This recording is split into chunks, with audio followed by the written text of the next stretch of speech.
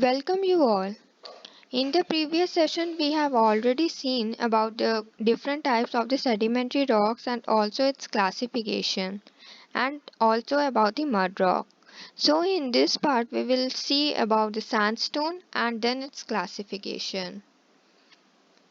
So sandstone. Sandstone are the siliciclastic sedimentary rocks formed from the sand-sized detrital grains, that is between 2 millimeter to 0.0625 millimeter. That is the grain size varies in this range. Predominantly it consists of quartz, but may also include feldspar and small fragments that we generally call as rock fragments or the lithic fragments of some other rocks. So these quartz, feldspar and these rock fragments together constitute the framework grains of the sandstone. The fine-grained siliciclastic matrix may also be present, but normally they constitute less than 15%. So the classification of sandstone. Generally the sandstone is classified on two bases. One is on the basis of the based on normalized mineral proportion, that is the relative proportion of the different framework grains that are present in these rocks, and the another one is on the basis of its textural maturity. So now we will see about this normalized classification. Generally, this is based on the three major end member minerals. These are quartz, feldspar, and rock fragments or the lithic fragments. So we call this plot that is shown on the right side as QFR or QFL plot, that is quartz, feldspar, and rock fragments as the end member. On this basis, if we see that is on the top, if the rock has more than 95% of the quartz, Q represents the quartz, so we called it as quartz arenite. Such rocks are called quartz arenite. If the rock has less than 95% of the quartz grain, but it has more amount of feldspar, then we called it as fels arenite. And then if the rock has less than 95% of quartz but more amount of the rock fragments compared to the feldspar grains, then we called it as lithic arenite. Further, on the basis of the ratios of the feldspar and the lithic fragments, these are further classified into lithic felsarenite or fels-lithic arenite. And also on the basis of the quartz and the relative proportion of the feldspar and lithic fragments, they are further classified as sub-felsarenite or sub-lithic arenite. There is one another classification that is based on the dot classification.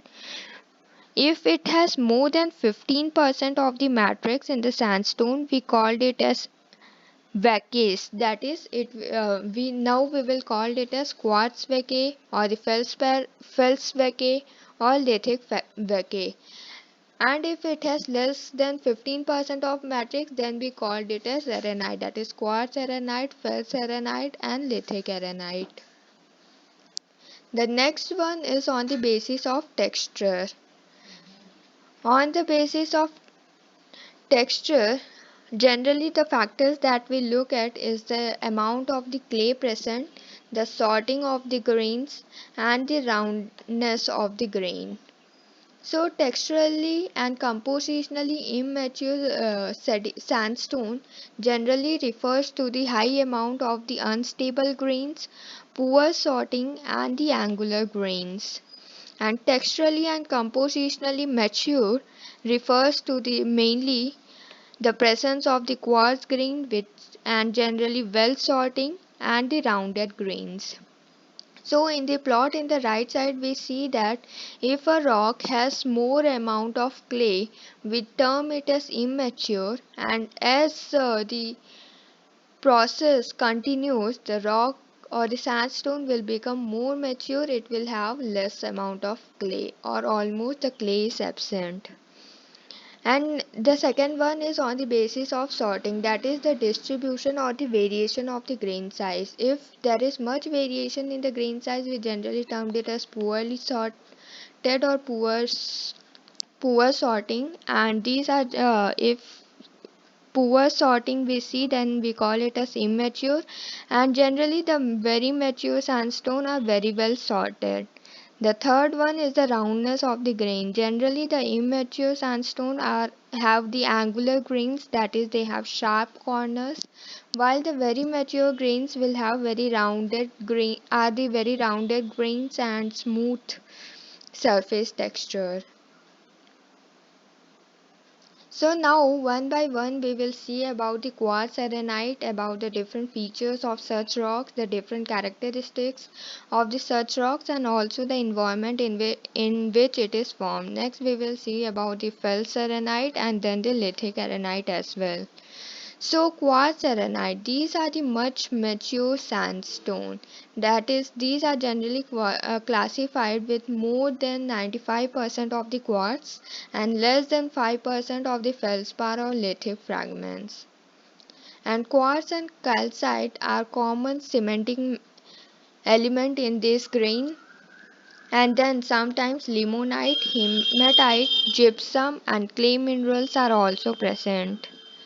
They also contain some kind of resistant dense minerals like magnetite, zircon, tourmaline are also present in these rocks. And such quartz arenites are generally formed along beaches surrounding continents that have been tectonically stable or and are generally formed for a lengthy period, so called cratons. The next one is the feldspathik arenite.